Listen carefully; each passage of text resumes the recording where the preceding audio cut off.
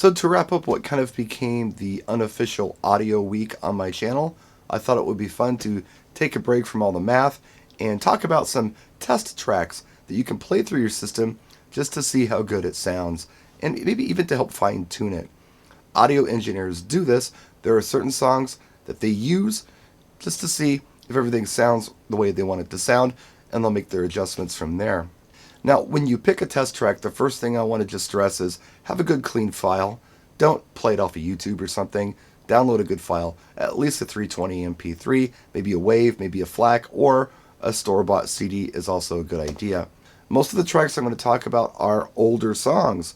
They're not newer tracks. Why is this? Audio engineers hate new music. No. Well, yeah, they kind of do, but there's a reason for it.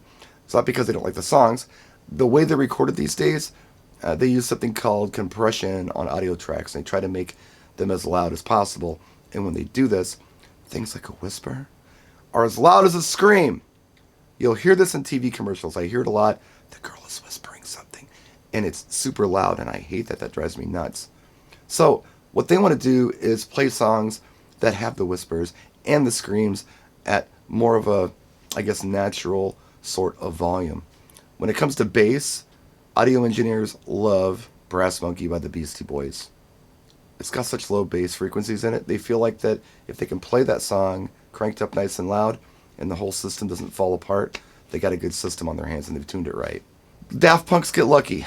Audio engineers are starting to use that one a lot too. Some of my personal favorites for bass, Around the World by Daft Punk. That's got a lot of punchy bass in it. Love that track. I like to do Bangarang by Skrillex. And another one is Bonfire by Knife Party. When I was in Puerto Ricanati, Italy, I was at FBT, and if the audio engineer played So Far Away by Dire Straits once, he played it 50 times. And the reason he played it was because that whole Dire Straits Brothers in Arms album is recorded very well. So anything you play off that album is a great song to test for your speaker system. Audio engineers also really like to use Roseanna by Toto, another very well produced song, and Peg by Steely Dan. Now, Peg is a great song. There's a lot happening in that track to test the speaker, to listen for, but really anything that Steely Dan does is very well produced. They were masters in the studio. In fact, the track I like to use is much older than Peg. I think it was recorded in '71. It's off the first album. It's called Dirty Work. And the reason I like to play that particular song is the vocals and the chorus. If they sound right through my column array, I've done a pretty good job setting things up. Another personal favorite would be Help Me by Joni Mitchell.